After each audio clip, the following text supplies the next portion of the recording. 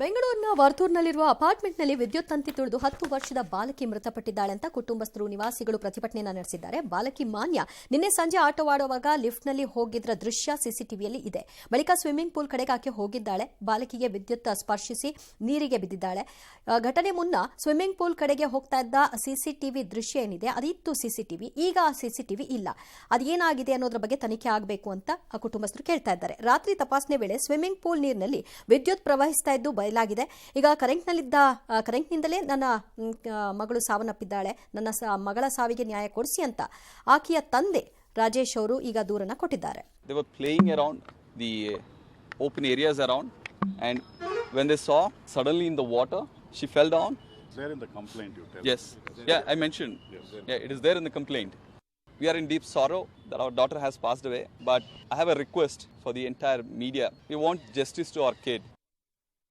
ತಂದೆಯವರಿಗೆ ಎಲೆಕ್ಟ್ರಿಕ್ಯೂಷನ್ ಆಗಿರ್ಬೋದು ಅಂತ ಅವರು ಕೂಡ ಎಕ್ಸ್ಪ್ರೆಸ್ ಮಾಡ್ತಾ ಇದ್ದಾರೆ, ಅದರಿಂದನೇ ಆಗಿರ್ಬೋದು ಅಂತ. ಮೃತದೇಹದ ಪರೀಕ್ಷೆ ಆದಮೇಲೆ ಅದರ ಬಗ್ಗೆ ಗೊತ್ತಾಗುತ್ತೆ. ಇವನ್ ನಾವು ಸ್ಥಳೀಯ ಇನ್ಸ್ಪೆಕ್ಟರ್ವರಿಗೂ ಕೂಡ ನಾವು ಇನ್ಸ್ಟ್ರಕ್ಷನ್ಸ್ ಕೊಟ್ಟಿದ್ದೀವಿ, ಎಲೆಕ್ಟ್ರಿಕ್ ಇನ್ಸ್ಪೆಕ್ಟರ್ ಕಡೆಯಿಂದ ಸರ್ಟಿಫಿಕೇಶನ್ ತೊಗೊಳ್ಳೋಕೆ. ಸದ್ಯಕ್ಕೆ ಇಲ್ಲಿ ಸ್ಥಳೀಯವಾಗಿ ಏನು ಸಾಕ್ಷ್ಯಾಧಾರಗಳು ಸಿಕ್ಕಿದೆ ಅದರ ಬಗ್ಗೆ ತನಿಖೆ ಮಾಡ್ತಾ ಇದ್ದೀವಿ. 5 ಫೀಟ್ ಡೀಪ್ ನೀರಿದೆ, ಅದಕ್ಕೆ ಅಲ್ಲಿ ಡ್ರೌನಿಂಗ್ ಪಾಸಿಬಿಲಿಟಿ ತುಂಬ ಲೆಸ್ ಇದೆ. ಎಲ್ಲರೂ ಹೇಳ್ತಾ ಇದ್ದಾರೆ ಅಲ್ಲಿ ಎಲೆಕ್ಟ್ರಿಕ್ಯೂಷನ್ ಶಾಕ್ ಅಂತ ಬರ್ತಾ ಇದೆ ಅಂತೆ, ಅದೇ ಪಾಸಿಬಲ್ ಡೆತ್. ಬೇರೆ ರೆಸಿಡೆಂಟ್ಸ್ ಅದೇ ಹೇಳ್ತಾ ಇದ್ದಾರೆ. ಆಲ್ ರೈಟ್, ಅದೇನು ಇದ್ರಲ್ಲಿ ರಾಜಕಾರಣ ಇರಬೇಕಾಗಿಲ್ಲ, ಯಾರನ್ನೂ ರಕ್ಷಿಸಬೇಕಾಗಿಲ್ಲ. ಕರೆಕ್ಟ್ ತನಿಖೆ ಮಾಡಿ ಯಾರು ಜವಾಬ್ದಾರರಿದ್ದಾರೆ ಅವ್ರಿಗೆ ಹಿಡಿದು ಹೆಡೆ ಮುರಿ ಕಟ್ಟಿ. ಮತ್ತು ನೀವು ಅಪಾರ್ಟ್ಮೆಂಟ್ ನಿವಾಸಿಗಳು ಅಷ್ಟೇ ಸಭೆ ಮಾಡ್ಕೊಂಡು ಏನೇನು ಪ್ರೊಟೆಕ್ಷನ್ ಮಾಡ್ಕೋಬೇಕು ಅನ್ನೋದನ್ನು ಪ್ಲಾನ್ ಮಾಡಬೇಕು. ಬೆಂಗಳೂರಿನಲ್ಲಿ ಕನ್ನಡ ನಾಮಫಲಕ್ಕಾಗಿ ನಡೆದ ಪ್ರತಿಭಟನೆಗೆ ಅರೆಸ್ಟ್ ಆಗಿರೋ ನಾರಾಯಣಗೌಡ ಸೇರಿದಂತೆ ಎಲ್ಲರನ್ನೂ ಬಂಧನವನ್ನು ಕೇಂದ್ರ ಮಂತ್ರಿ ಪ್ರಹ್ಲಾದ್ ಜೋಶಿ ಖಂಡಿಸಿದ್ದಾರೆ. 14 ಜನ ಕಳಿಸಿದ್ದೀರಿ. ಕೆಜೆಹಳ್ಳಿ ಡಿಜೆಹಳ್ಳಿ ದಾಂಧಲೆ ಪ್ರಕರಣ ವಾಪಸ್ ತೊಗೊಳ್ಳಿ ಅಂತೀರಿ, ಇಲ್ಲಿ ಇವ್ರನ್ನ ಒಳಗಾಗ್ತೀರಿ. ಅವ್ರು ಹೇಳಿರೋದು ಸರಿ ಇದೆ, ನ್ಯಾಯಯುತವಾಗೇ ಇದೆ ಅವ್ರು ಕೇಳಿರೋದು ಅಂತ. ಭಾಳ ಜನ ಇದನ್ನು ಖಂಡನೆ ಮಾಡಿದ್ದಾರೆ ಈಗ, ಆದರೆ ಅವ್ರು ಬಿಡುಗಡೆ ಮಾತ್ರ ಆಗಿಲ್ಲ. ಪ್ರತಿಭಟನೆಗಳು ನಡೆದಿವೆ. ನೀವು ಅವ್ರನ್ನ ಒಳಗಿಟ್ಕೋಬೋದು, ಬಟ್ ಅವ್ರು ಎತ್ತಿರೋ ವಿಚಾರವನ್ನು ಮುಚ್ಚಿಟ್ಕೊಳ್ಳೋಕ್ಕಾಗಲ್ಲ ನೀವು. ಇದು ಮುಂದುವರೆದ್ರೆ ಸರ್ಕಾರದ ಧೋರಣೆ ಇನ್ನೊಂದು ದಿನ ಇನ್ನೊಂದು ರೂಪದಲ್ಲಿ ಬರುತ್ತೆ, ಮತ್ತೆ ಅನುಭವಿಸಿ ಅವತ್ತು ಅಷ್ಟೇ. ಸರ್ಕಾರದವರು 14 ದಿವಸಗಳ ನ್ಯಾಯಾಂಗದ ವಶಕ್ಕೆ ಕೊಟ್ಟಿದ್ದಾರೆ. ಕಾಂಗ್ರೆಸ್ ಪಾರ್ಟಿಯ ಇಬ್ಬಗೆಯ ನೀತಿ ಬಹಳ ಸ್ಪಷ್ಟವಾಗಿ ಕಾಣ್ತಾ ಇದೆ. ಆದರೆ ಹಿಂಸೆಯನ್ನು ಮಾಡಿದ್ದ ಕೆಜೆಹಳ್ಳಿ ಡಿಜೆಹಳ್ಳಿ ಹುಬ್ಬಳ್ಳಿಯ ಆ ಕೇಸುಗಳನ್ನ ತೆಗಿಲಿಕ್ಕೆ ಶಿಫಾರಸು ಮಾಡುವಂತಹ ರಾಜ್ಯದ ಸರ್ಕಾರ ದ್ವೇಷದ ಕಾರಣದಿಂದ ನ್ಯಾಯಾಂಗ ಬಂಧನಕ್ಕೆ ಒಪ್ಪಿಸಿರೋದು ಇದು ಸರಿಯಲ್ಲ. ಕನ್ನಡ ಪರ ಹೋರಾಟಗಾರರದು ಬೇಡಿಕೆ ಕೂಡ ಅತ್ಯಂತ ನ್ಯಾಯೋಚಿತವಾಗಿದೆ. ನಿನ್ನೆ ಹೋಮ್ ಮಿನಿಸ್ಟರ್ ಹೇಳಿಕೆ ಕೊಟ್ಟಿದ್ದಾರೆ ಅದ್ರ ಬಗ್ಗೆ. ಸೊ ಮುಂದೆ ಸರಿ ಮಾಡುವಂತ ಪ್ರಯತ್ನ ಮಾಡೋರು, ಈಗೇನು ಕಾಲು ಮಿಂಚಿಲ್ಲ, ಸರಿ ಮಾಡುವಂತ ಅವಕಾಶಗಳಿದೆ. ಯಡಿಯೂರಪ್ಪ ವಿರುದ್ಧ ಕಿಡಿಕಾರ್ತಾ ಇರೋ ಯತ್ನಾಳ್ಗೆ ಕೇಂದ್ರ ಸಚಿವ ಜೋಶಿ ಅವರು ವಾರ್ನಿಂಗ್ ಅನ್ನು ಕೊಟ್ಟಿದ್ದಾರೆ. ಪಕ್ಷದ ವಿರುದ್ಧ ಬಹಿರಂಗವಾಗಿ ಹೇಳಿಕೆ ಕೊಡಬೇಡಿ, ಕೇಂದ್ರ ನಾಯಕರ ಜೊತೆಗೆ ಮಾತನಾಡಿ ಸಮಸ್ಯೆ ಬಗೆಹರಿಸಿಕೊಳ್ಳಿ ಅಂತ. ಇದನ್ನೇ ಡಿ ವಿ ಸದಾನಂದಗೌಡ ಕೂಡ ಮಾತನಾಡಿದ್ದು, ಹೈಕಮಾಂಡ್ ನಾನು ಇದೆಲ್ಲವನ್ನೂ ಕೂಡ ತಿಳಿಸಿದ್ದೀನಿ ಅಂತ ಹೇಳಿದ್ದಾರೆ. ಆ ಕಡೆ ಸಚಿವ ಎಂ ಬಿ ಪಾಟೀಲ್ ಮಾತ್ರ ಯತ್ನಾಳ್ ಬಳಿ ಬಿಜೆಪಿಯವರ ಎಲ್ಲಾ ವೀಕ್ನೆಸ್ ಇದೆ, ಹಾಗಾಗಿ ಕ್ರಮ ಕೈಗೊಳ್ತಾ ಇಲ್ಲ ಅಂತ ಲೇವಡಿ ಮಾಡಿದ್ದಾರೆ. ಯತ್ನಾಳ್ ಪರ ಜಯಮೃತ್ಯುಂಜಯ ಶ್ರೀಗಳು ಬೆಂಬಲ ಸೂಚಿಸಿದ್ದಾರೆ. ನಾನು ಬಹಿರಂಗ ಹೇಳಿಕೆ ಕೊಡೋರಿಗೆ ಎಲ್ಲರಿಗೂ ಹೇಳಲಿಕ್ಕೆ ಬಯಸ್ತೇನೆ, ನೀವು ಭಾರತೀಯ ಜನತಾ ಪಾರ್ಟಿಯ ಹಿತ ಬಯಸೋದಾದರೆ ಬಹಿರಂಗ ಹೇಳಿಕೆಗಳನ್ನು ತಕ್ಷಣ ಬಂದ್ ಮಾಡಿರಿ. ಇದು ಸರಿಯಲ್ಲ. ನಿಮ್ಗೇನಾದರೂ ಇಲ್ಲಿ ತಪ್ಪಾಗ್ತಾ ಇದೆ, ಇದು ಸರಿಯಾಗಬೇಕು ಅಂತ ಅನಿಸಿದರೆ ರಾಷ್ಟ್ರೀಯ ಅಧ್ಯಕ್ಷರಿಗೆ ಹೋಗಿ ಮಾತನಾಡಿ. ಯತ್ನಾಳರ ವಿಚಾರವನ್ನು ಅದು ನಾವು ಯಾರು ಇಲ್ಲಿ ಮಾತಾಡುವಂಥ ಅವಶ್ಯಕತೆಗಳಿಲ್ಲ. ಅದನ್ನು ಕೇಂದ್ರದ ವರಿಷ್ಠರ ಗಮನಕ್ಕೆ ತಂದು, ಯಾಕಂತ ಹೇಳಿದ್ರೆ ನಮಗೆ ಅಧಿಕಾರನೂ ಇಲ್ಲ. ಅವು ಇಲ್ಲಿಯ ಮಾಹಿತಿಗಳನ್ನು ಅವರಿಗೆ ಕೊಡಬಹುದು. And they are the persons who can take action against the persons. ಆದ ಕಾರಣ ನಾವು ಅದನ್ನು ಮಾಡಿದ್ದೇವೆ. ಅದರ ಬಗ್ಗೆ ನಾವು ಕಾಂಗ್ರೆಸ್ ಏಜೆಂಟ್ ಪ್ರಶ್ನೆ ಬಂದಿಲ್ಲ. ಅದು ಇವರು ಬಿಜೆಪಿಯವರು ಅವರ ದೌರ್ಬಲ್ಯಗಳೇನಿದಾವೆ ಅದೆಲ್ಲ ಯತ್ನಾಳ್ ಅವ್ರ ಕಡೆ ಇದೆ ಅಂತ ಅನಿಸ್ತದೆ ಇದು ನೋಡಿದರೆ. ಯಾಕಂದ್ರೆ ಅವ್ರ ಮೇಲೆ ಆ್ಯಕ್ಷನ್ ಯಾಕೆ ತಗೋತಾ ಇಲ್ಲ? ತನಿಖೆನೂ ಮಾಡ್ತಾ ಇದ್ದೀವಿ. ಈಗ ಈ ಕೊರೋನಾ ಸಂದರ್ಭದಲ್ಲಿ ಕಾಂಟ್ರಾಕ್ಟರ್ ಅಸೋಸಿಯೇಷನ್ ಬೇರೆ ಬೇರೆ ಏನು ಹಗರಣಗಳಾಗಿ ಬಸವನಗೌಡರು ಬೇರೆಯವರಂಗೆ ಭ್ರಷ್ಟಾಚಾರ ಮಾಡಿಲ್ಲ. ಅವರು ನಿಷ್ಠುರವಾಗಿ ಹೈಕಮಾಂಡ್ ಗೊತ್ತೈತಿ. ಪಂಚಮಸಾಲಿಗಳನ್ನ ಬಹುತೇಕ ಎದುರಾಕಣ ಪ್ರಯತ್ನವನ್ನು ಆ ಪಕ್ಷದವ್ರು ಮಾಡಲ್ಲ. ಒಂದ್ಸರಿ ಮಾಡಿ ಅನುಭವಿಸ್ತಾರೆ. ಬಸವನಗೌಡರಿಗೆ ಸ್ವಾಮೀಜಿಗಳು ಅವ್ರಿಗೆ ಬೇಕಾಗಿದ್ದವ್ರಿಗೆ ಸಪೋರ್ಟ್ ಮಾಡೋದ್ರ ಸಮುದಾಯದವ್ರಿಗೆ ಏನು ಬೇಕಾದ್ರೂ ಹೇಳ್ಬೋದು. ಬಟ್ ಪಕ್ಷದ ಶಿಸ್ತು ಬೇರೆ, ನಿಷ್ಠುರವಾದಿ ಇದು ಬೇರೆ, ಎರಡು ಬೇರೆ ಬೇರೆ, ಎರಡೂ ಒಂದೇ ಆಗಲ್ಲ ಇವತ್ತಿನ ರಾಜಕಾರಣದ ಸ್ಥಿತಿಗತಿಯಲ್ಲಿ. ನಾಳೆ ಸಿದ್ದರಾಮಯ್ಯನವರು ಕಾಂಗ್ರೆಸ್ದಿಂದ ಹೈಕಮಾಂಡನ್ನು ಬೈಕಂಡು ಓಡಾಡ್ತಾ ಇದ್ದರೆ ಯಾರೊಬ್ರಿಗೆ ಅವರ ಸಮುದಾಯಕ್ಕೆ ಸೇರಿದವರು ಅವ್ರು ನಿಷ್ಠುರವಾದಿ, ಅವರೇನೋ ಇದು ಮಾಡಿಲ್ಲ ಅಂತಂದರೆ ಆಗತ್ತಾ? ಕೇಳತ್ತಾ ಕಾಂಗ್ರೆಸ್ ಪಕ್ಷ ಆಗ? ಹಾಗೆ ಇದು ಅಷ್ಟೇ. ದರ್ಶನ್ ಇದೊಂದು ವಿರಾಮ. ವಿರಾಮ ಆದ್ಮೇಲೆ ನೋಡೋಣ ಮುಂದೆ. ಚಾಲೆಂಜಿಂಗ್ ಸ್ಟಾರ್ ನಟ ದರ್ಶನ್ ಅವರ ಅಭಿನಯದ ಕಾಟೇರ ಸಿನಿಮಾ ನಿನ್ನೆ ರಾತ್ರಿಯಿಂದಲೇ ಅದ್ಧೂರಿ ಪ್ರದರ್ಶನವನ್ನ ಕಾಣ್ತು. ಅವರ ಅಭಿಮಾನಿಗಳಂತೂ ಸಂಭ್ರಮದಲ್ಲಿ ಮಿಂದೆದ್ರು.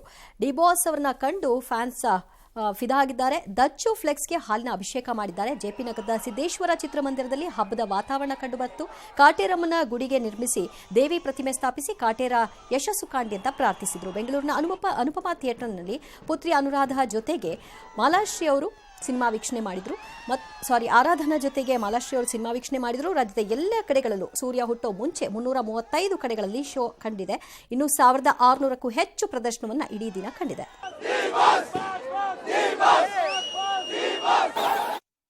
ರಿಯಲಿ ಅಂದರೆ ತುಂಬ ಖುಷಿ ಅನ್ಸಿದೆ. ಅದು ನನಗೆ ಫೀಲಿಂಗ್ಸ್ ಎಕ್ಸ್ಪ್ರೆಸ್ ಮಾಡೋಕ್ಕೆ ನಂಗೆ ಗೊತ್ತಾಗ್ತಾ ಇಲ್ಲ.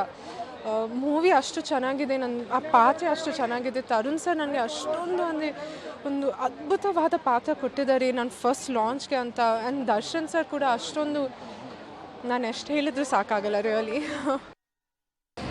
Really very good. ತುಂಬ ಚೆನ್ನಾಗಿದೆ ಫಿಲಮ್. ದರ್ಶನ್ ಸರ್ ಅಂತೂ ಎಕ್ಸ್ಟ್ರಾರ್ಡಿನರಿಯಾಗಿ ಆ್ಯಕ್ಟ್ ಮಾಡಿದ್ದಾರೆ. ತರುಣ್ ಅವರ ನಿರ್ದೇಶನ, ಸಂಭಾಷಣೆ, oh my god, it's very nice. Hats off. ಇದೊಂದು ಈ ಪಿಕ್ಚರ್ ಒಂದು I think Darshan sir very big history ಅಂತ ಹೇಳ್ಬೋದು. ಹಿಸ್ಟ್ರಿ ಆಗುತ್ತೆ. ಹೋಗುವಾಗ ಯಾರ ಅಭಿಮಾನಿಯಾಗಿ ಹೋಗ್ತಾರೋ ಗೊತ್ತಿಲ್ಲ, ಬರುವಾಗ ಮಾತ್ರ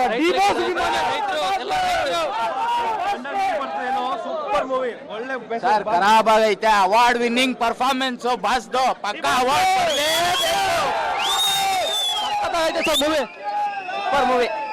ನಾನು ಆ್ಯಕ್ಚುಲಿ ಹೇಳ್ಬೇಕಂತಂದ್ರೆ Appu fan, but D boss movie ನೋಡ್ಬೇಕಂತೇಳಿ ನಮ್ಮ ಫ್ರೆಂಡ್ಸ್ ಇದೆಲ್ಲ ಬಂದೆ. ಎಂಥ ಮೂವಿ ಮಾಡಿದ್ರು ಅಂತಂದರೆ, ಎಷ್ಟೇ ಮೂವಿ ಎಲ್ಲೇ ಮಾಡಿದ್ರು ಡಿ ಬಾಸೇ ಈ ಥರ ಒಂದು ಮೂವಿ ಮಾಡೋಕ್ಕೆ ಅವರಿಂದನೇ ಸಾಧ್ಯ. ಎಂಥ ಸರಳ. ಆಲ್ ರೈಟ್, ಕನ್ನಡದ ಒಂದು ಮೂವಿ ಚೆನ್ನಾಗಿದೆ, ಸಕ್ಸಸ್ ಆಗತ್ತೆ ಅಂತಂದರೆ ಯಾಕೆ ಬೇಡ ಅನ್ಬೇಕು ಅಲ್ಲ? ಕರೋನಾದಿಂದ ಸಾವನ್ನಪ್ಪಿರುವ ತಮಿಳು ನಟ ರಾಜಕಾರಣಿ ವಿಜಯಕಾಂತ್ ಅಂತ್ಯಕ್ರಿಯೆ ಚೆನ್ನೈನ ಡಿಎಂಡಿಕೆ ಕಚೇರಿಯ ಆವರಣದಲ್ಲೇ ಮಾಡಲಾಯಿತು. ರಜನಿಕಾಂತ್, ಕಮಲ್ ಹಾಸನ್, ರಾಜ್ಯಪಾಲ ಆರ್ಎನ್ ರವಿ, ಕೇಂದ್ರ ಸಚಿವೆ ನಿರ್ಮಲಾ ಸೀತಾರಾಮನ್, ಪನ್ನೀರ್ಸೆಲ್ವಂ, ಅಣ್ಣಾಮಲೈ ಸೇರಿದಂತೆ ಹಲವು ರಾಜಕಾರಣಿಗಳು ಅಂತಿಮ ದರ್ಶನವನ್ನು ಪಡ್ಕೊಂಡ್ರು. ದಳಪತಿ ವಿಜಯ್ ಮೇಲೆ ಕಿಡಿಗೇಡಿಗಳು ಚಪ್ಪಲಿ ಬಿಸಾಕಿದಂತಹ ಘಟನೆಯೂ ಕೂಡ ನಡೆಯಿತು. ಕ್ಯಾಪ್ಟನ್ ಅಂತಲೇ ಕರೆಸಿಕೊಳ್ತಾ ಇದ್ದಂತಹ ವಿಜಯಕಾಂತ್ ಅಂತಿಮ ಯಾತ್ರೆಯಲ್ಲಿ ಜನಸಾಗರವೇ ಕಂಡುಬಂತು. ತಮಿಳುನಾಡು ವಿಪಕ್ಷ ನಾಯಕನಾಗಿ ಅವರು ಇದ್ದಿದ್ದರಿಂದಾಗಿ ವಿಜಯಕಾಂತ್ಗೆ ಸರ್ಕಾರಿ ಗೌರವ ಕೂಡ ಸಿಕ್ತು. ರಾಜ್ಯದಲ್ಲಿ ಇವತ್ತು 173 ಪಾಸಿಟಿವ್ ಕೇಸ್ ಬಂದಿದೆ, ಅಂದರೆ 702ಕ್ಕೆ ಹೋಗಿದೆ. 2 ಸಾವಾಗಿದೆ, 37 ಜನ ಗುಣಮುಖರಾಗಿದ್ದಾರೆ. ಬೆಂಗಳೂರಿನಲ್ಲಿ 82 ಸೋಂಕು, 2 ಸಾವಾಗಿದೆ. ಉಳಿದಂತೆ ಮೈಸೂರು, ದಕ್ಷಿಣ ಕನ್ನಡ ಹಲವಾರು ಜಿಲ್ಲೆಗಳಲ್ಲೂ ಬಂದಿದೆ. ಇದು ಹೊಸ ವರ್ಷದ ನಂತರ ಏನಾದೀತು ಗೊತ್ತಿಲ್ಲ. 1,00,000 ಬೆಡ್ಡನ್ನು ರೆಡಿ ಮಾಡ್ಕೊಂಡಿದ್ದಾರಂತೆ. ನನಗೆ ಗೊತ್ತಿಲ್ಲ, ನಿಮ್ಮ ಕೈ ಮೀರತ್ತೋ ಕೈ ಹಿಡಿಯತ್ತೋ ಗೊತ್ತಾಗ್ತಿಲ್ಲ ನನಗೆ. ಯಾಕೆ ಅಂದರೆ ನಾನು ಆಗಲೇ ಹೇಳ್ದಂಗೆ ನಿಧಾನವಾಗಿ ಗೆದ್ದಲು ಹಿಡಿದು ಮರವನ್ನು ಸ್ಲೋಲಿ ಸಾಯಿಸೋ ಥರ ಈ ಸಾವುಗಳ ಸಂಖ್ಯೆ ಏರ್ತಿದೆ. ದಿನ 2-3 2-3 ಅಂತ ಗೊತ್ತಾಗ್ತಾ ಇಲ್ಲ, ಆದರೆ ಏರ್ತಾ ಬರ್ತಿದೆ. ಅದು ನೋ ಐಡಿಯಾ ಏನಾಗುತ್ತೆ ಗೊತ್ತಿಲ್ಲ.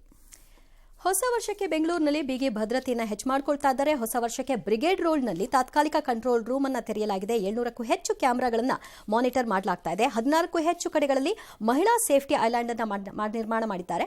ಮದ್ಯದಂಗಡಿ ಮಾಲೀಕರಿಗೆ ಒಂದು ಟಾಸ್ಕೋ ಅಥವಾ ಅವರಿಗೆ ಕೊಡ್ತಾ ಇರುವಂತಹ ಒಂದು ಎಚ್ಚರಿಕೆನೋ, ಮದ್ಯದಂಗಡಿಗಳ ಮುಂದೆ ದೊಂಬಿ ಗಲಾಟೆ ಆದರೆ, ಹುಡುಗಿಯರನ್ನ ಯಾರಾದರೂ ಚುಡಾಯಿಸಿದ್ರೆ ಅದರ ನೇರ ಜವಾಬ್ದಾರಿಯನ್ನ ಮಾಲೀಕರಿಗೆ ಹೊರಿಸ್ತಾ ಇದ್ದಾರೆ. ಈ ಕುರಿತಾಗಿ ನೋಟಿಸ್ ಕೂಡ ಕೊಡಲಾಗಿದೆ. ಹೋಟೆಲ್ ಅಸೋಸಿಯೇಷನ್ ಅವರು ಮಧ್ಯರಾತ್ರಿ 2 ಗಂಟೆವರೆಗೂ ಅವಕಾಶ ಮಾಡಿಕೊಡಿ ಅಂತ ಪೊಲೀಸರಿಗೆ ಮನವಿ ಪತ್ರವನ್ನು ಕೊಟ್ಟಿದ್ದಾರೆ. ಡಿಸೆಂಬರ್ 31ರಂದು ರಾತ್ರಿ 2:15ರವರೆಗೆ ಮೆಟ್ರೋಗಳು ಪ್ರತಿ 15 ನಿಮಿಷಕ್ಕೊಂದರಂತೆ ಸಂಚಾರ ಮಾಡುತ್ತೆ. ಸರಿ, ಗುಂಡಂಗಡಿ ಮುಂದೆ ಗಲಾಟೆ ಮಾಡಿದ್ರೆ ಮಾಲೀಕರು ಇನ್ಚಾರ್ಜ್, ಜವಾಬ್ದಾರಿ. ಪೊಲೀಸ್ ಸ್ಟೇಷನ್ ಮುಂದೆ ಗುಂಡಾಕೊಂಡು ನಾಳೆ ಯಾರಾದರೂ ವೀಲಿ ಪೀಲಿ ಎಲ್ಲ ಮಾಡಿದ್ರೆ ಅಲ್ಲಿ ಇನ್ಸ್ಪೆಕ್ಟರ್ ರೆಸ್ಪಾನ್ಸಿಬಲ್ ಆಗ್ಲೇಬೇಕಲ್ಲ ಸರ್, ತಗೋಬೇಕಲ್ಲ ಕಮಿಷನರ್ ಸಾಹೇಬ್ರದನ್ನ.